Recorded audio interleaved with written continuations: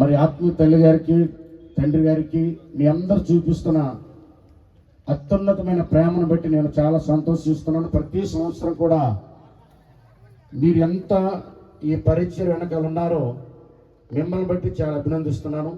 అందుని బట్టి కూడా చాలా చాలా వందనాలు తెలియజేస్తున్నాం. హల్లెలూయా.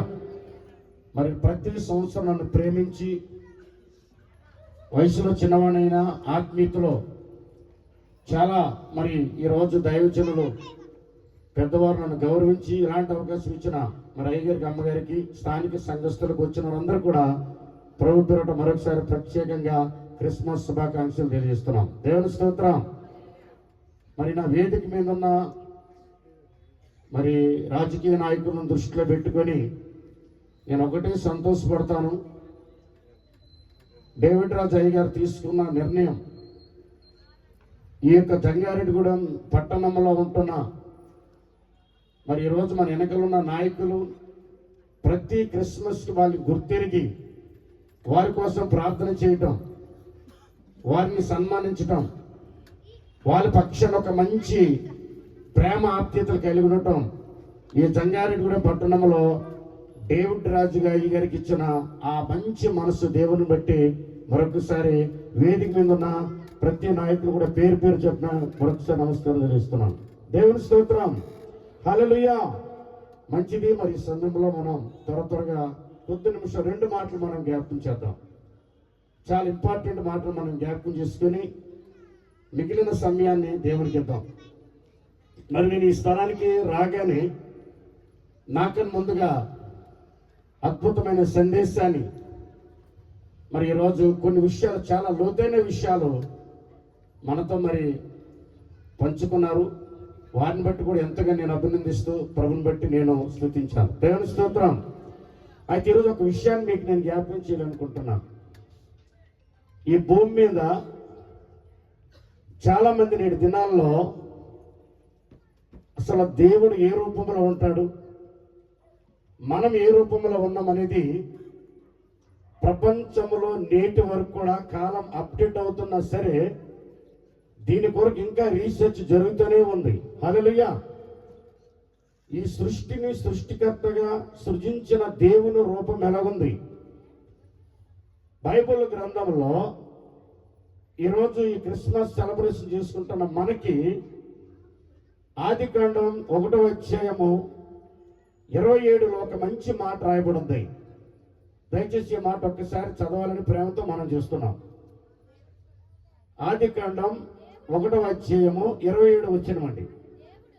దేవుడు మన స్వరూపమందు మన పోలిక చొప్పున నరులను చేదము. హల్లెలూయా.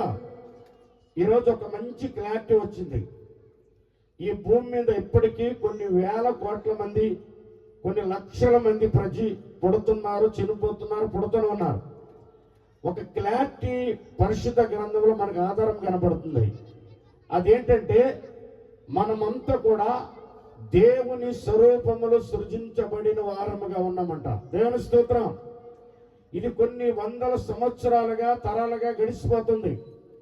బైబిల్లో రాయబడిన మాట, ప్రభు అయిన యేసుక్రీస్తు వారు ఎప్పుడైతే భూమి మీదకి మత్తయి సువార్త 21:21లోకి వచ్చేటప్పటికి మనకు ఒక పరిపూర్ణమైన క్లియర్ అనేది మనకి అర్థమైంది. అదే మత్తయి సువార్తలు మనం చూస్తే యేసు ప్రభు పుట్టిన ప్రదేశానికి జ్ఞానులు వచ్చిన తర్వాత ఆయన స్వరూపము మనుష్యుల స్వరూపముగానే ఉంది. హల్లెలూయా. ఇక్కడ మనుష్య కుమారుడిగా యేసు ప్రభు వారు భూమి మీదకి రాకపోతే అసలు దేవుని స్వరూపం ఎలాగుందో నేటికి మనుషులకు అర్థమయ్యేది కాదు. యేసు ప్రభు వారు ఈ భూమి మీదకి వచ్చిన తర్వాత అసలు దేవుని స్వరూపం ఎలాగుందంటే, మనం ఎలాగైతే ఉన్నామో మన స్వరూపంలో ఎవరున్నారంటే దేవుడు ఉన్నాడు. హల్లెలూయా. దేవుని స్వరూపంలో ఎవరున్నామంట? మనమున్నాము. అయితే స్వరూపంలో ఒక క్లారిటీ వచ్చింది. అయితే ఇప్పుడు యేసు ప్రభు వారు ఈ భూమి మీదకి వచ్చిన తర్వాత అసలు మానవులకి నేటి వరకు నేర్పించిన అద్భుతమైన సవాలుతో కూడిన క్యారెక్టర్ కోసం ఒక పదం చెప్పాడు ఆయన. అది కూడా చాలా సార్లు నేను చెప్పాను. 1 పేతురు 1వ అధ్యాయంలో ఆయన క్యారెట్, యేసు ప్రభు యొక్క ప్రవర్తన, యేసు ప్రభు యొక్క ఆ యొక్క మంచితనాన్ని అద్భుతంగా బైబిల్ గ్రంథంలో రాయబడింది. 1 పేతురు 1:14 ఒక మాట రాయబడింది. ఈ మాట మనం చూద్దాం. నేను పరిశుద్ధుడై ఉన్నాను గనుక మీరును కూడా పరిశుద్ధులై ఉండుడి. దేవుని స్తోత్రం. ఆది కాండంలో దేవుని స్వరూపం ఏంటో యేసు ప్రభు భూమి మీదకి వచ్చిన తర్వాత మనకు క్లారిటీ వచ్చింది. ఇప్పుడు యేసు ప్రభు యొక్క క్యారెక్ట్, యేసు ప్రభు యొక్క ప్రవర్తన, యేసు ప్రభు యొక్క జీవితం ఎలా ఉందంటే, నేను పరిశుద్ధమైన బతుకుతున్నా, నేను పరిశుద్ధంగా ఉన్నాను. కాబట్టి నన్ను అనుసరించేవారు, నన్ను ప్రేమించేవారు, నాతో సహవాసం చేసేవారు, నాతో పాటు కలిసి వచ్చేవారు ఎలాంటి జీవితం ఉండాలంటే, నా క్యారెక్టర్ బాగుంది, నేను పరిశుద్ధంగా ఉన్నాను, మీరు కూడా ఎట్లా ఉండాలంట? పరిశుద్ధులై ఉండుడి. హల్లెలూయా. ఇది యేసు ప్రభువారి యొక్క భూమి మీద ఈ ప్రపంచానికి నేర్పించిన అద్భుతమైన పాఠం. అందుకని మరొక మాట కూడా నేను ఈరోజు మీకు చూపించబోతున్నాను. అది కూడా యేసు ప్రభువారు ఈ భూమి మీదకి వచ్చిన తర్వాత పరలోక రాజ్యం కోసం ఒక మంచి విషయాన్ని జ్ఞాపకం చేశారు. ఏంటంటే, చాలా మంది పరలోక రాజ్యం కోసం యేసు ప్రభు రాకముందు కూడా పరలోక రాజ్యం కోసం చాలా మంది కూడా దాని మీద ప్రయత్నం చేశారు. కానీ యేసు ప్రభు వచ్చిన తర్వాత యేసు ఒక చాలా క్లారిటీగా కొండ మీద ఒక మాట మనకు చెప్పాడు. చూద్దాం. మత్తయి సువార్త 5:3 అద్భుతమైన మాట రాయబడింది. ఈ మాట మనం చూద్దామండి.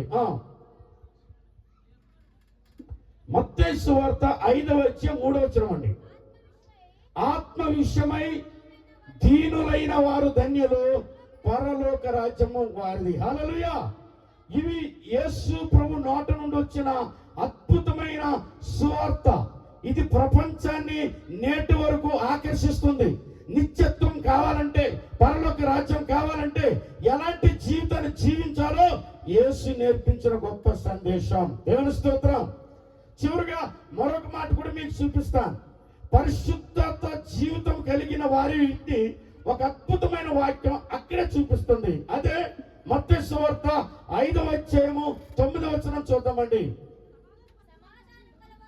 మత్తయి సువార్త 5:9 సమాధానపరచువారు ధన్యులు, వారు దేవుని కుమారులు అనబడుతారు. దేవుని స్తోత్రం. యేసు నేర్పించింది ఏంటంటే, ఈ రోజున మన దేశాలు మనం చూస్తున్నాం, పట్టణాలు చూస్తున్నాం, గ్రామాలు చూస్తున్నాం, కుటుంబాలు చూస్తున్నాం. ఒక దేశానికి సమాధానం లేదు, ఒక రాష్ట్రానికి సమాధానం లేదు, ఒక గ్రామానికి సమాధానం లేదు, ఒక కుటుంబానికి కుటుంబం సమాధానం లేదు.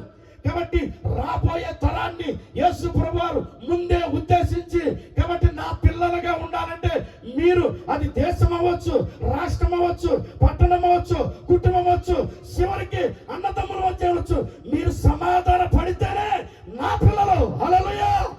ఈ రోజు ప్రపంచవ్యాప్తంగా అతి భయంకరంగా కరువైపోయింది ఏంటంటే సమాధానం. ఏ ప్రాంతంలో, ఏ కుటుంబంలో, ఏ రాష్ట్రంలో, ఏ దేశంలో లేదో. కన్నా యేసు నేర్పించిన అద్భుతమైన పాఠం ఏంటంటే, నా పిల్లలుగా ఉండాలంటే యేసు నేర్పించిందంట, సమాధానపరచువారు ధన్యులు, వారు దేవుని కుమారులు అనబడతారు. కాబట్టి దేవుని పిల్లలుగా ఉండటానికి ఈ రోజే యేసు నేర్పించిన అద్భుతమైన పాఠం ఏంటంటే, మనం సమాధాన పరుస్తూ దేవుని పిల్లలుగా ఉండాలి. హల్లెలూయా. అదే మత్తయి సువార్త మరొక మాట కూడా చెప్పాడు ఆయన. అదే మత్తయి సువార్త 10వ చూద్దాం. 5:10 చదువుకుందాం.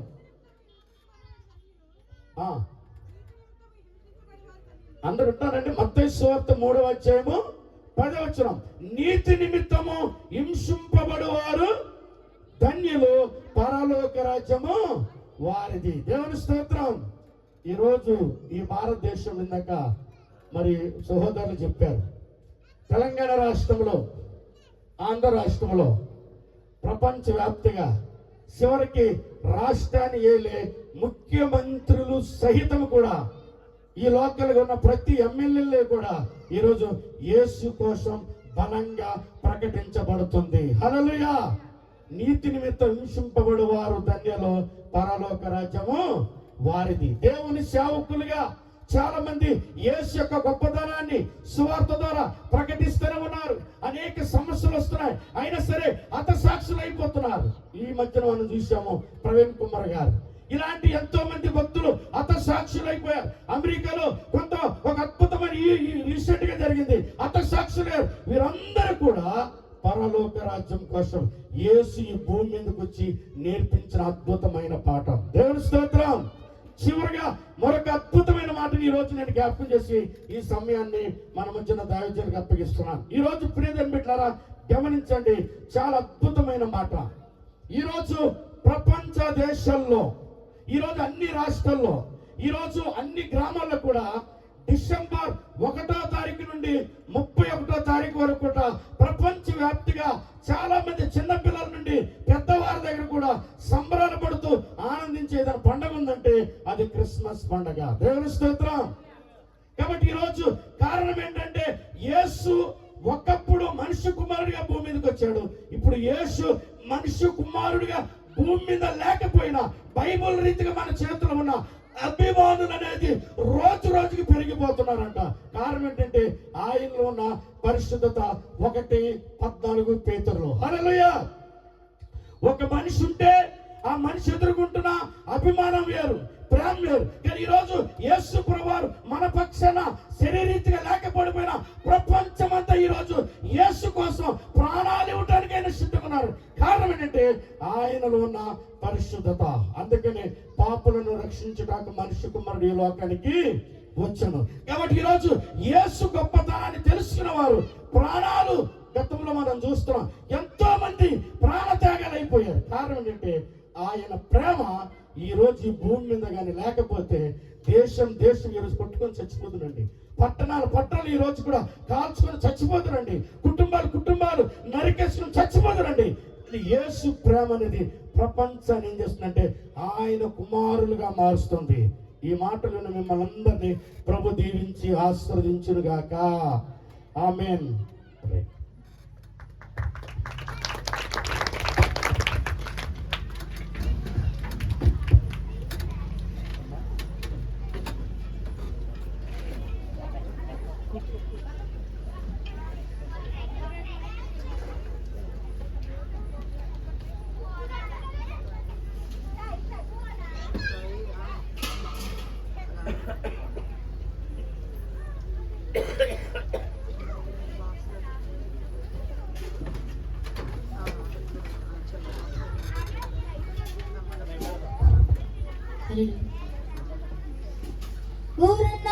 ఊరన్నా ఏసుకు చాటే వేరే లేరన్నా ఏసే దైవం చూడన్నా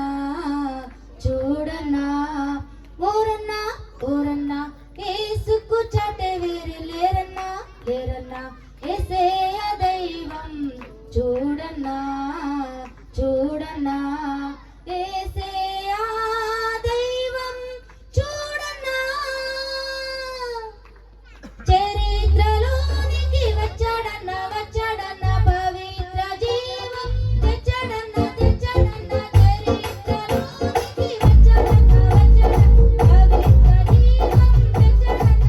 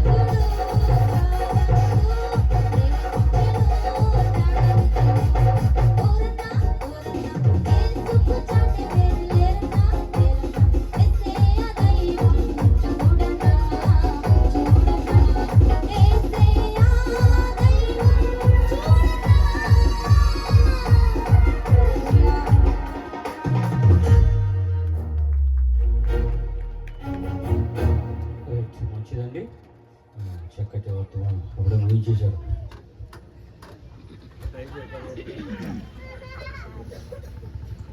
ఈ సమయంలో మన మధ్యలో ఉన్నటువంటి వారి